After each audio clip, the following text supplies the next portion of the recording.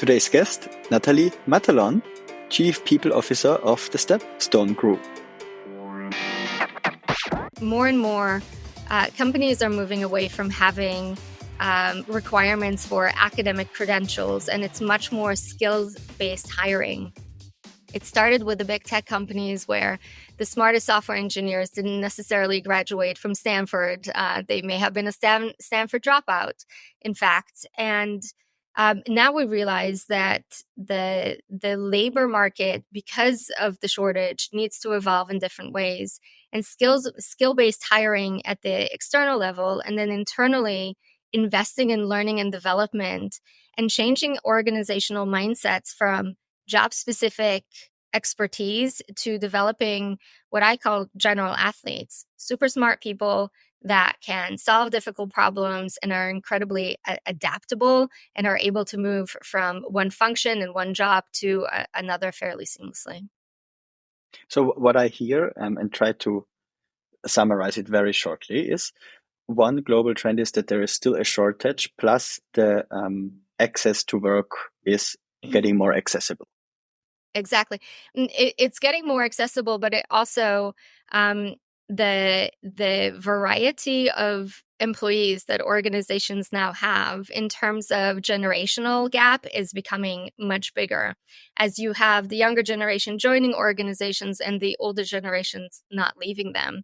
And that it also presents a really interesting challenge and opportunity in order to ensure that we're creating inclusive work environments and providing everything from learning and development to the health benefits, for example. What the younger generation cares about versus the older generation is very different. And so the people functions now have to think much more nimbly, if that's actually a word, and creatively in order to ensure that when you think about the complete package of the work environment, including your benefits and how you allow people to work flexibly, you're creating a space that is open to everyone. It used to be that the focus was on perhaps women leaving the workforce because of starting families and us wanting to focus on allowing them an easy and seamless path back. And now the human challenge has become much more broad to different types of groups. Natalie and I talked about her career and the journey she took. I think it's really impressive. Plus, also, then we talked about the labor market, macro trends, and also what it means for organization and how to adapt, what to anticipate, and what does it mean for leadership ultimately, to make sure that we navigate all the dynamics that are coming up with the economic trends and labor market trends we identified. Then you can build trust, and then you can spend less time communicating and more time just getting shit done. Then I went home and thought about this sentence. We basically put it on the table. Hiring takes time. People are trained. How to objectively judge certain situations. It's very, very, very, very hard to change things. That was the learning. Entrepreneurs with empathy. To the people side. So today we have Natalie from the Stepstone Group here as a CHRO, and I'm really looking forward to this episode, or actually Chief People Officer, right? We get a bit of context about yourself and an intro, because I think you have a very interesting background, very interesting career, but also I think a lot of listeners or people out there would like to say, hey, wow, cool. That's something I would also like to achieve maybe one day, right? So maybe you can give us a bit of insights about what shaped you most, who you are, and then we go a bit into the labor market, because there you have a lot of insights as well, and what trends we see and so on, and maybe talking a bit about leadership. Absolutely. Thank you for having me today, Thomas. Really appreciate it. So what is actually your career, and what shaped you most? I think my career is, perhaps for my age context is fairly non-traditional. I think in this day and age, it's more the standard. I started my career as a college hire in financial services, and I spent probably the first 15 years in various roles within the business.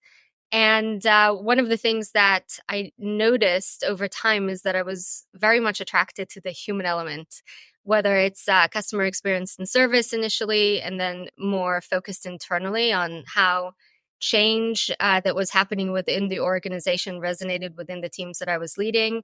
And I had an opportunity to take a 6-month assignment in the people space. And it was presented to me as an opportunity to have someone from the business perspective come into HR and help build a function like a business.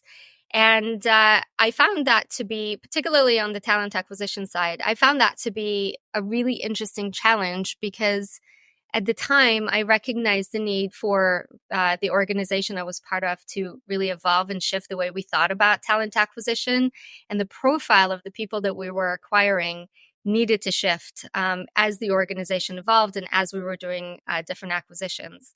And so I took on that opportunity. And about 3 weeks into that assignment, I called my boss and told him they should probably backfill me in the other position because I think I just found my next career move, and have not regretted it since. I worked in talent acquisition for Capital One.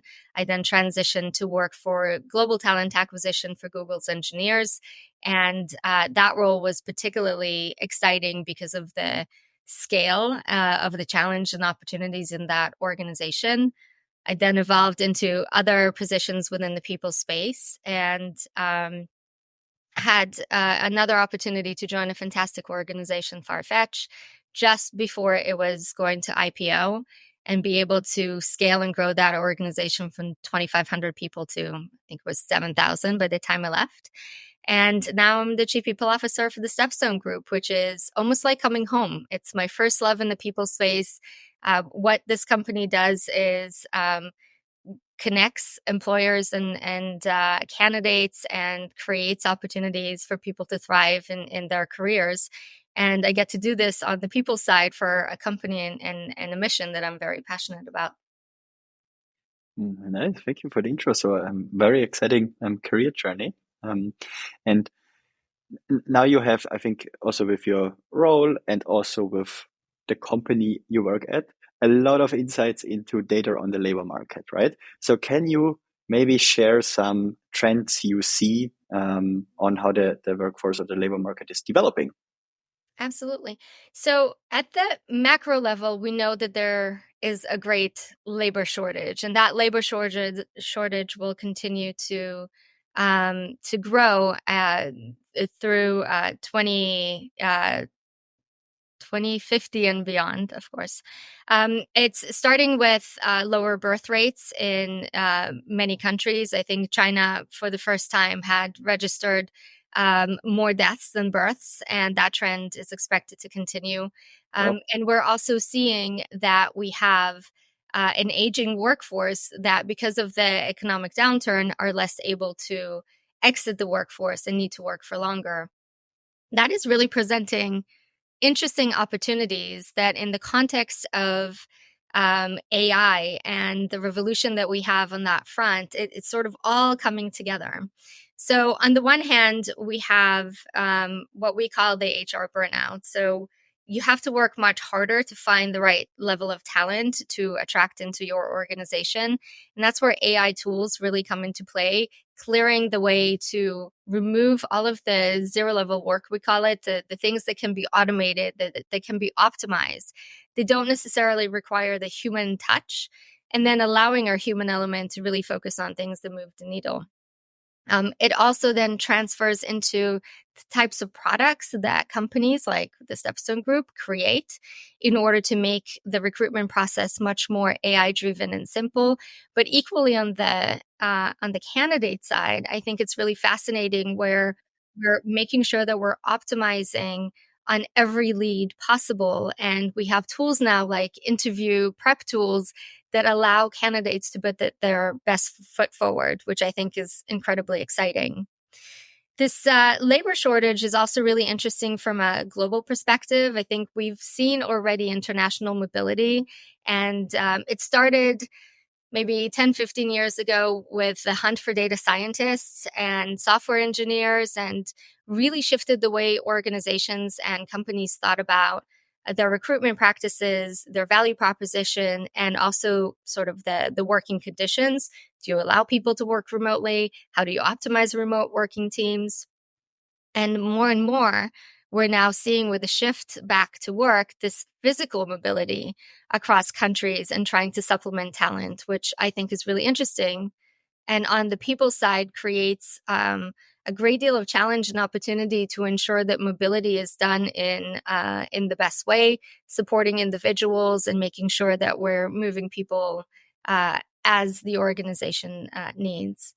I think the final trend that's really fascinating to me, that we've been seeing this quite heavily over the last maybe, 10 years, but more and more companies are moving away from having requirements for academic credentials, and it's much more skills-based hiring.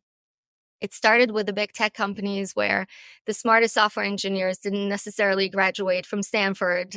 They may have been a Stanford dropout, in fact. And now we realize that the labor market, because of the shortage, needs to evolve in different ways.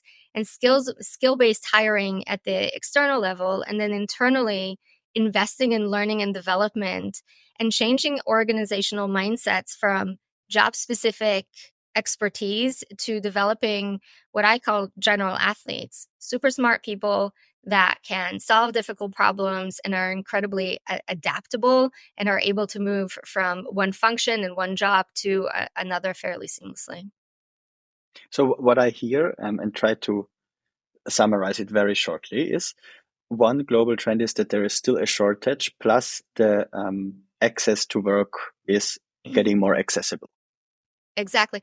It's getting more accessible, but it also the variety of employees that organizations now have in terms of generational gap is becoming much bigger, as you have the younger generation joining organizations and the older generations not leaving them. And that it also presents a really interesting challenge and opportunity in order to ensure that we're creating inclusive work environments and providing everything from learning and development to the health benefits, for example. What the younger generation cares about versus the older generation is very different. And so the people functions now have to think much more nimbly, if that's actually a word, and creatively, in order to ensure that when you think about the complete package of the work environment, including your benefits and how you allow people to work flexibly, you're creating a space that is open to everyone. It used to be that the focus was on perhaps women leaving the workforce because of starting families, and us wanting to focus on allowing them an easy and seamless path back. And now the human challenge has become much more broad to different types of groups. In case you like my show, please subscribe. I would really appreciate it.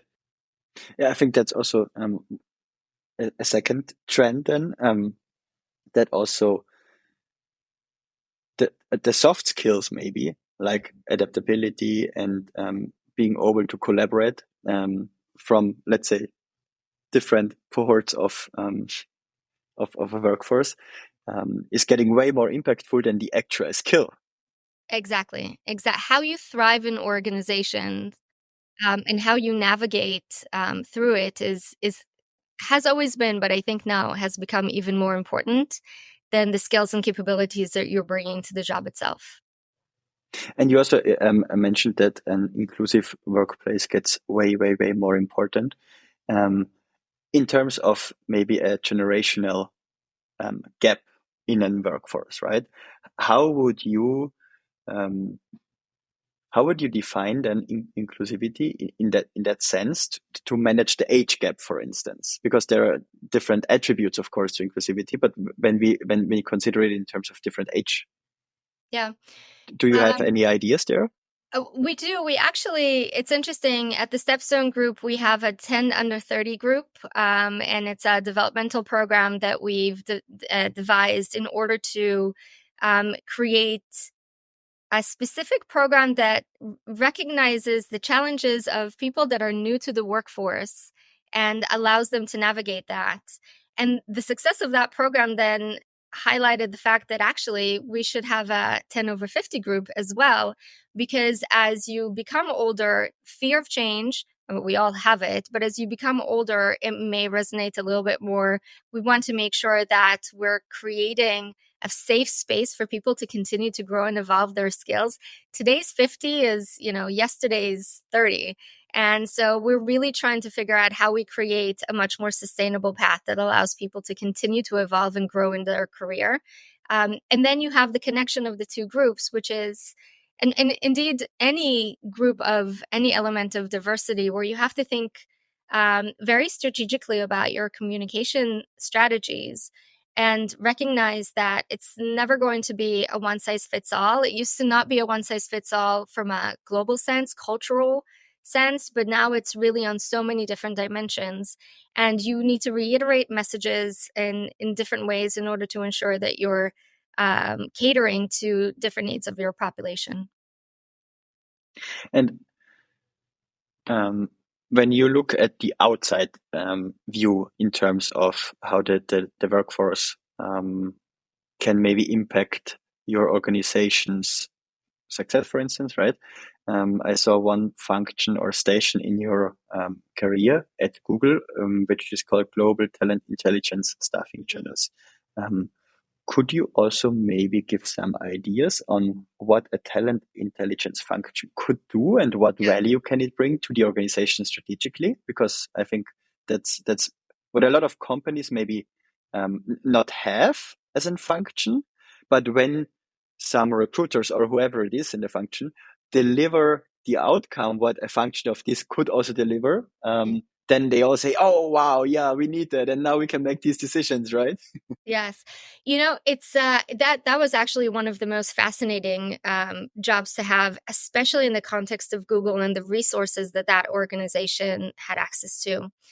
I would say there's really 3 layers. The most exciting, but also most broad, is sort of thinking very strategically and very long term on trying to recognize through white papers, and we had a lot of really excellent, very smart PhDs at the time working on it, thinking about what the trends are, not for the next 3 to 4 years, but really very far into the future.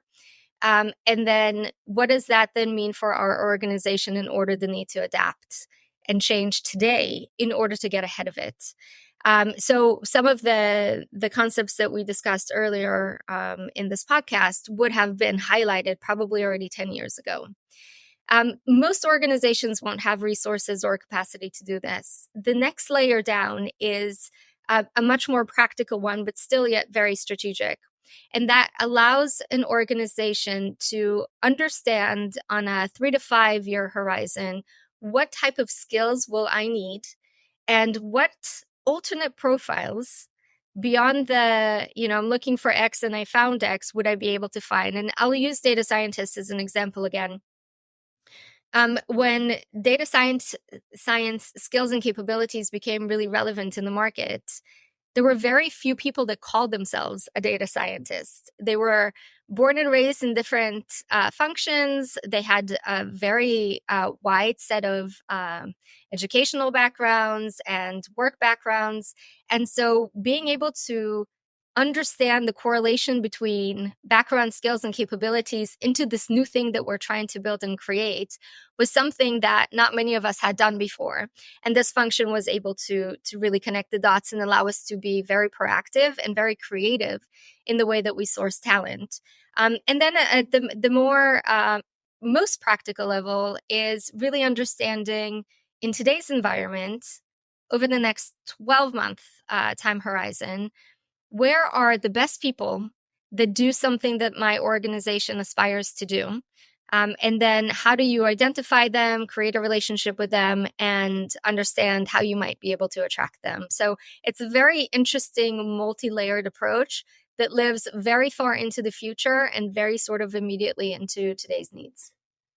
I think, have a top of mind example on Google, actually, where I had, I think, conversations with, I don't know when, but with sourcers or recruiters at Google that sourced teenagers that have some kind of talent in maths or logical thinking based on they won math competitions at the age of 13. And now we already try to engage with them because if they turn maybe, I don't know, 18, 20, whatever, they should work with us and we should already know them and they should know us already, right? This would be an example, for instance. 100%. And this is really also tied to the labor shortage. You know that the market is evolving. You know that resources are scarce and will be even more scarce in the future. You're really creating the mechanisms that allow the talent to develop in order for you to be able to benefit from them in 5 to 10 years. It's a very long-term way of looking at things. It's essentially creating your own market. And Google does indeed do this very, very well. Interesting. And when we think about what are maybe some solutions to fix the shortage or the implications of the shortage for an organization, because maybe you cannot fix the shortage, right? It's just there and it's a trend that it will happen and it's likely to happen. But what are the implications? We already talked about that. Maybe you don't get the right labor workforce for the challenges you might need, and also what is needed in an organization to compete, to create economic value is always changing, right? So change is always there and change is hard. And maybe the older people get, the harder it is to change as well, right?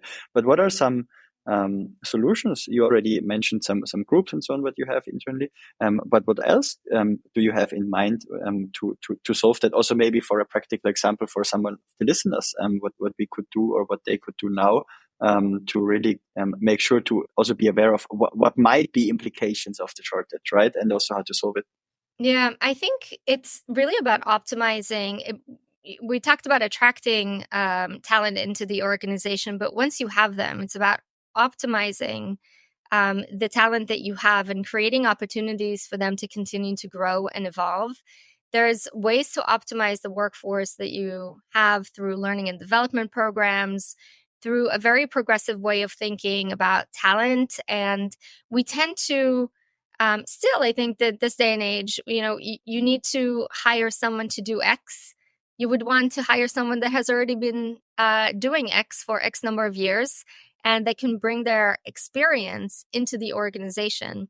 The organizations that I see most adapting today are the ones that understand that by taking someone that is already within the organization, has proven core skills and capabilities in terms of that are universal in terms of problem solving, analytical thinking, and creating a program that allows them to learn on the job.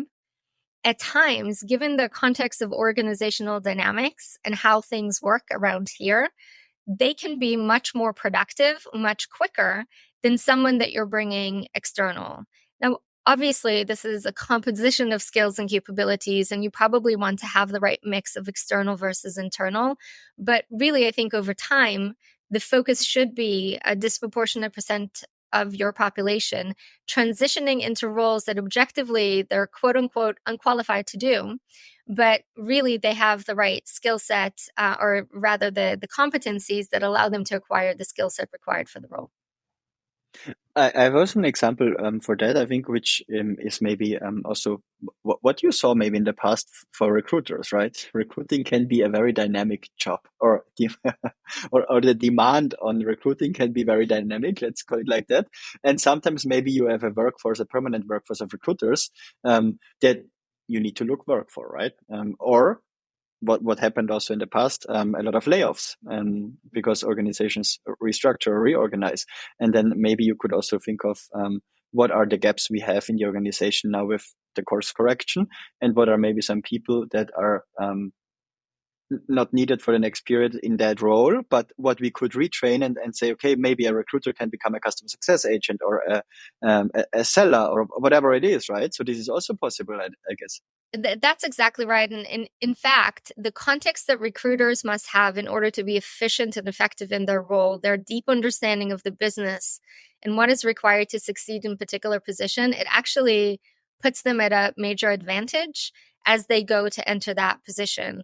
you made some correlations that I think are really relevant. Recruiters are hunters. They hunt for candidates and they make the right match. And that's very similar to some sales skill sets that we're looking for in the market. The subject matter might be slightly nuanced, but the skills and capabilities are exactly there. So I think that's a perfect illustration of being able to utilize your workforce in a different way. And indeed, I think the more people circulate through your organization and have a wide breadth of experiences across roles, the more effective an advisor thinking is in whichever role they're doing today. And over time, the organization benefits from it in multiple ways. And in all of these, let's say, circumstances, with you need adaptability. There is change happening. There are diverse workforce groups, and we need to close certain gaps and bring everybody on the same page. What does this mean for leadership, in your opinion? Because I think this is where we start. Absolutely. I think leadership needs to evolve in a much more dynamic way as well. How we think about the workforce and we all have unconscious bias, and leaders are no different. And just as the organization needs to be dynamic with how they utilize the workforce, leaders need to be dynamic in how they think about the future of the organization. The type of companies that tend to thrive and succeed over time are the ones that are not necessarily married to the way we do things today. They recognize that change is, yes, at times uneasy, but without change, organizations become dinosaurs. So what you want is leaders that open the door to thinking differently, to allowing people to challenge the status quo, allowing people and great ideas to come from all levels, and creating the psychological safety for people to say, you know what? I don't think what I'm doing today is really necessary for this company longer term. Have we thought about evolving into X? The people that are doing the job are the ones that usually notice it, I think, before anybody else. And the role of leadership is to create that safe space and the platform to allow the organization to organically evolve. The other part of it is really around modeling the behavior. And if leaders are very stuck in their ways and do things a certain way for many, many years, I think that sends a message to the organization that change is not welcome here. And so they need to fly the flag and lead by example first. In case you have any feedback or anything you want to share with me, please send me an email on thomas@peoplewise.com or hit me up on LinkedIn. And in case you really enjoy the show, please subscribe. I would really appreciate it. And what is your maybe personal set of principles or frameworks that reflects the leadership style you prefer or you advocate for? Yeah, I think for me, it evolves really over time. And I'm very much inspired by the people I work with and the people I work for. For me, leadership, first and foremost, we have a value at the Stepstone Group called Stand on Your Number. And it's essentially articulate what it is that you're going to do and actually do it. And the notion of articulation of a vision and a mission and the direction of travel as a leader is really, really critical. But equally critical is for us to recognize, how are we doing? How far have we come? What are challenges and opportunities? How do we create a path to remove these roadblocks? And how do we consistently repeat the message about where it is that we're going? So at any given time, everybody can recite it and they know, which creates an environment of shared purpose and shared mission and clarity of direction. And then secondly, I think vulnerability in leadership is really, really critical. The leaders that I have had the privilege to work for that I most admire are the ones that admit and acknowledge that they don't know everything. And when they do something that didn't quite work out the way they intend, they raise their hand and they say, this wasn't what I meant to do. This is what I've learned from it. And this vulnerability teaches people that they don't have to be perfect, that they can highlight where they have challenges and ask for help. But equally, when a mistake is made, and we will make mistakes because we are human, it's not about the mistake itself, it's what you learn from it. And modeling the behavior of psychological safety, again, of as long as you learn and evolve from an experience, you're better off and the organization is better off. And so you're removing fear of change, because change leads to uncertainty, which leads to possibly making a mistake. And I don't want to make a mistake. You're removing all of that and you're creating a path that allows people to really organically evolve. We are already very self-critical of ourselves, and we don't need to put any other external barriers to allow people to evolve and challenge themselves. Super interesting. And I think that the value you mentioned also creates trust, because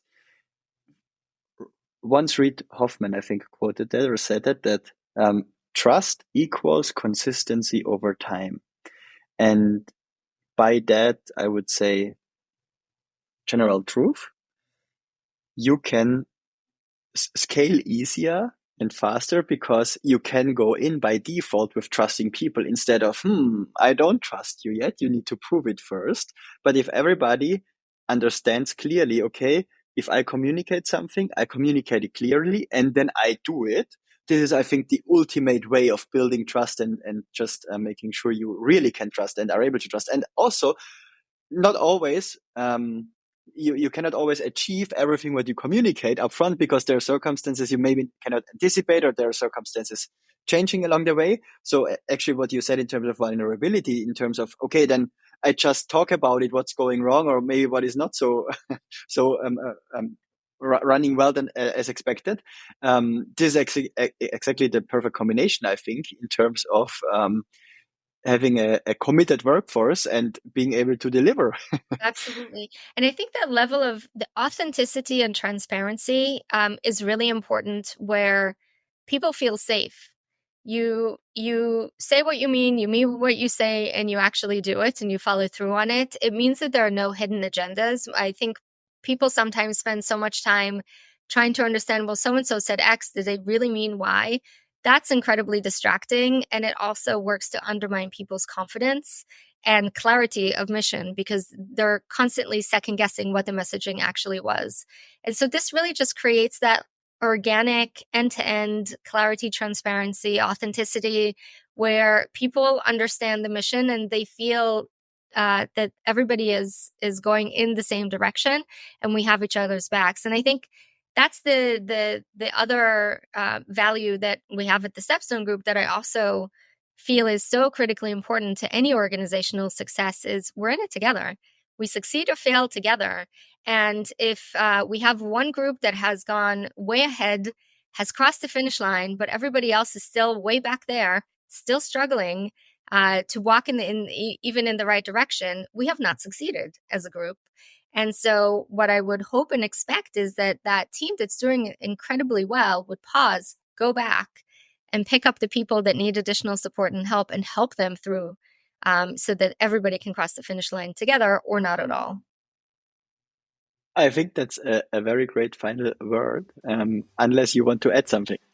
Thank you so much for having me today. This was great fun. Thanks as well. I appreciated it. Bye. Bye.